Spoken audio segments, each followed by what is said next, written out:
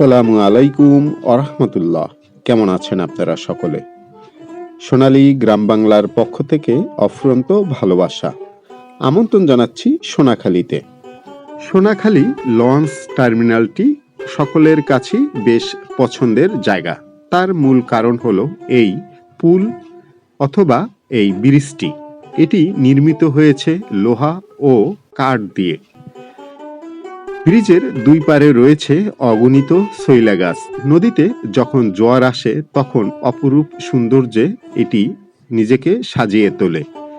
দুই পারে রয়েছে অনেক গাছ। এখানে মাঝে মধ্যে অনেক লোকজন মাছ ধরতে আসে। জোয়ারে যখন অতিরিক্ত পানি হয় তখন এই ব্রিজ বা এই পুলটি কিছুটা পানিতে ডুবেও যায়। আসা যাওয়ায় কিছুটা সমস্যা হলেও সেটিও ভালো লাগে বেশ।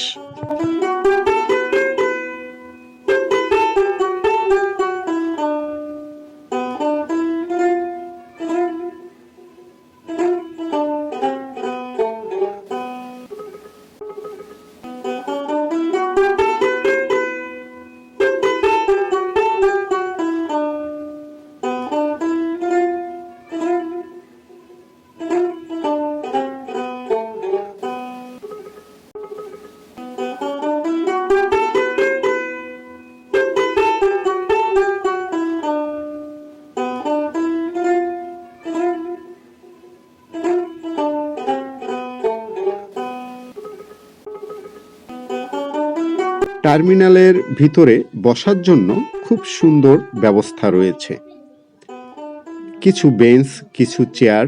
এখানে বসে নদীর বাতাস গায়ে লাগাতে বেশ ভালোই লাগে।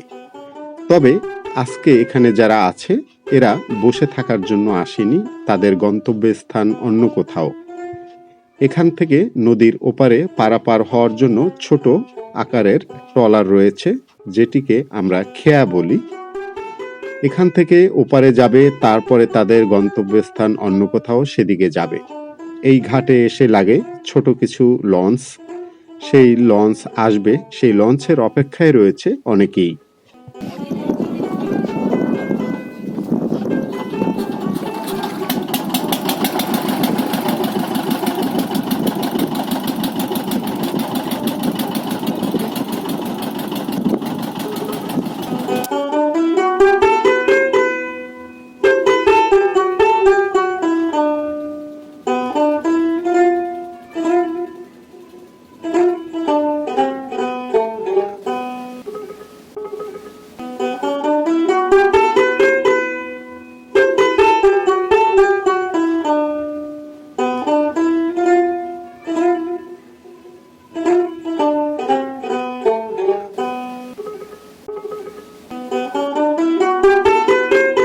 যে নদীর পাড়ে বসে আছি, এই নদীটির নাম জানাটাও আবশ্যক। নদীটির নাম হলো পানগুছি নদী। এই নদী দিয়ে যেমন ছোট বড় বিভিন্ন রকমের ট্রলার চলে ডোমেস্টিক লেভেলের যত ছোট বড় মালবাহী জাহাজ আছে এগুলো মোটামুটি চলাচল করে। এদের যাওয়া আসার রুট হলো মংলা, খুলনা ও ঢাকাগামী। আশেপাশে জেলাগুলোতেও বেশ চলাচল করে। যাই হোক, লঞ্চ আসার সময় হয়েছে, আমরা চলেন দেখি লঞ্চের কখন আসলো। এই লঞ্চটি আসার কথা ছিল দুপুর 3টায়, সে অলরেডি 45 মিনিট ডিলে এসেছে, মানে 45 মিনিট পরে এসেছে। আমরা সকলেই জানি আমাদের দেশ নদীমাতৃক দেশ। বাংলাদেশের দক্ষিণ অঞ্চলে নদীর পরিমাণ একটু বেশি রয়েছে। যোগাযোগের মাধ্যম ছিল এই নৌপথ।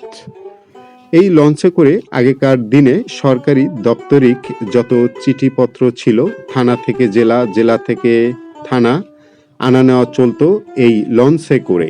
লঞ্চে ভিতরে সুন্দর করে একটি বক্স বা একটা কেবিন থাকতো সরকারি কাগজপাতি নেওয়ার জন্য।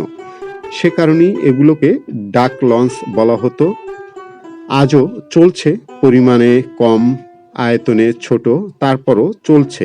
বেশ ভালো লাগার মতন একটি বিষয় যে এখনো ঘড়ি ধরে এখানকার লঞ্চ আসা যাওয়া করে।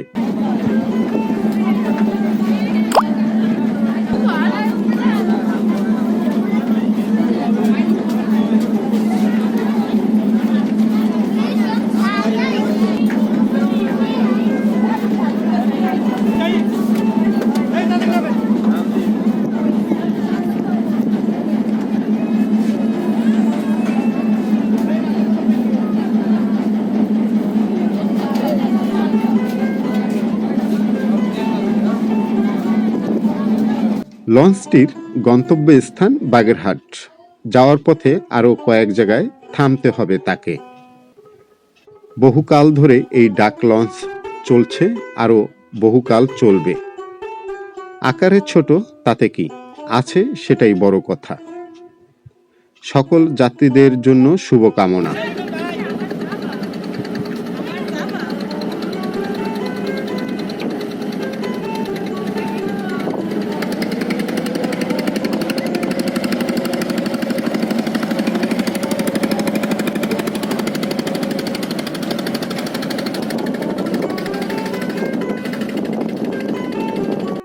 চলুন আমরাও দেখে আসি সোনাখালী বাজারের কিছুটা অংশ। বেশ পুরনো এই বাজারটি, তবে এখন রাস্তার নির্মাণের কাজ চলছে, তাই কিছুটা অগোছানো।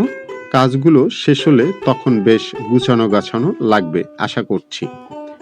এটি হলো এই বাজারের মাছের শেড, এখানেই মাছ বিক্রি হয়। বেশ পুরনো এখানকার বাজারে রেডিও, তারপরে বিভিন্ন রকমের টর্চ লাইট এগুলা সারা হতো তখনকার দিনে। আজ সেই দোকানগুলো খুব একটা দেখা যায় না। আর এটি হলো এখানকার যে post office, Sonakhali post office, যদিও এখন এটি পরিত্যক্ত অবস্থায় পড়ে আছে। আশা করি কর্তৃপক্ষ বিষয়গুলোকে একটু খেয়াল করবে, এগুলোকে যদি আবার একটু সংস্কার করে চালানো যায়। আজকে তাহলে এই পর্যন্তই। আবারও দেখা হবে, কথা হবে অন্য একটি ভিডিওর মাধ্যমে। ততক্ষণ পর্যন্ত ভালো থাকুন।